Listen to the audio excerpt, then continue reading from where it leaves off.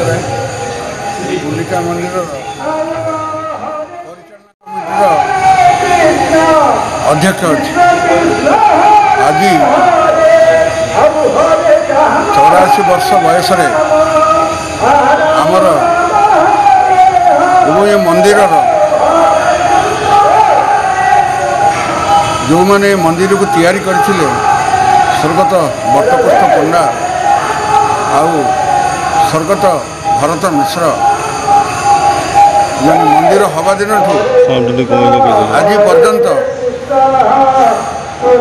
ଏ ମନ୍ଦିରକୁ ନିଜର ଅନୁଷ୍ଠାନ ଭାବି ନାହାନ୍ତି, ନିଜର ଘର ଭାବିଛନ୍ତି। ଯେଉଁମାନଙ୍କର ଚେଷ୍ଟାରେ ବୀରମିତ୍ରପୁର ପର୍ଯ୍ୟନ୍ତ ସେମାନେ ଲଟେରୀ ଟିକେଟ୍ ବିକି ଏହି ମନ୍ଦିରକୁ ଠିଆ କରିବାରେ ଯାହାର ସବୁଠୁ ବେଶୀ ଯୋଗଦାନ ଥିଲା ସେ ହେଉଛନ୍ତି ଭରତ ମିଶ୍ର। ତାଙ୍କ ସହିତ ମିଶିବାର ସୌଭାଗ୍ୟ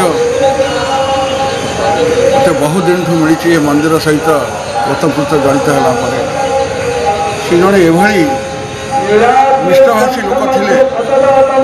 ଯେଉଁ ମନ୍ଦିର କଥା ଏଭଳି ଯେଉଁଠି ରହିଲେ ବି ମନ୍ଦିର କଥା ଚିନ୍ତା କରୁଥିଲେ।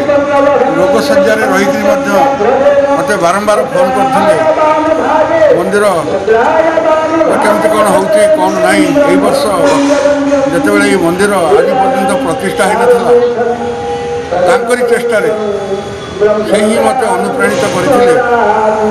ଏ ମନ୍ଦିରଟା ହେବା ଦିନଠୁ ଆଜି ପର୍ଯ୍ୟନ୍ତ 60 ବର୍ଷ ହୋଇଗଲା ମନ୍ଦିର ପ୍ରତିଷ୍ଠା ହେଇନି। ଆପଣ ଏ ମନ୍ଦିରଟିକୁ ପ୍ରତିଷ୍ଠା କରନ୍ତୁ। ମନ୍ଦିରଟା ଏ ବର୍ଷ ପ୍ରତିଷ୍ଠା ହେଲା। ତାଙ୍କର ଯୋଗଦାନ ରଥ ସମୟରେ ସେ ମଧ୍ୟ ଘର ଦ୍ୱାର ସବୁ ଭୁଲି ଯାଆନ୍ତି, ଏଇଠିକି ତାଙ୍କର ଘର କରି ନିଅନ୍ତି। ଏତେ ବୟସରେ ମଧ୍ୟ ସେ ରାତିରୁ ଆସି ଷ୍ଟୋରରେ ଚାର୍ଜରେ ରହିବା ସାଙ୍ଗେ ସାଙ୍ଗେ ରୋଷେଇବାସ କେମିତି ହେଉଛି, ଖାଇବା ପିଇବା କେମିତି ହେଉଛି, ଲୋକଙ୍କର ଯେଉଁମାନେ ଆସୁଛନ୍ତି ସେମାନଙ୍କର ଚର୍ଚ୍ଚା କେମିତି ହେଉଛି, ଲୋକମାନେ ଲାଇନ୍ରେ କିଭଳି ଭାବରେ ଅବଢ଼ା ନେଉଛନ୍ତି।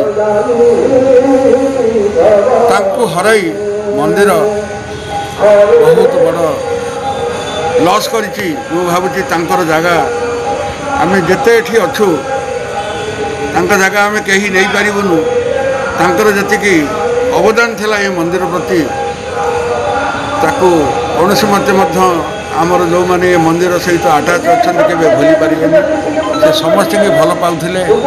ଯେଉଁ ଅଫିସର ଆସନ୍ତୁ, ଯେଉଁ ଲୋକ ଆସନ୍ତୁ, ଯେଉଁ ଡକ୍ଟର ଆସନ୍ତୁ, ଭରତ ମିଶ୍ରଙ୍କୁ କିଏ ଚିହ୍ନି ନଥିଲେ ଏମିତି ନଥିଲା। ମନ୍ଦିରକୁ ଆସିଲା ମାନେ ପ୍ରଥମେ ଆଗ ସେ ଭରତ ମିଶ୍ରଙ୍କୁ ଖୋଜିବେ।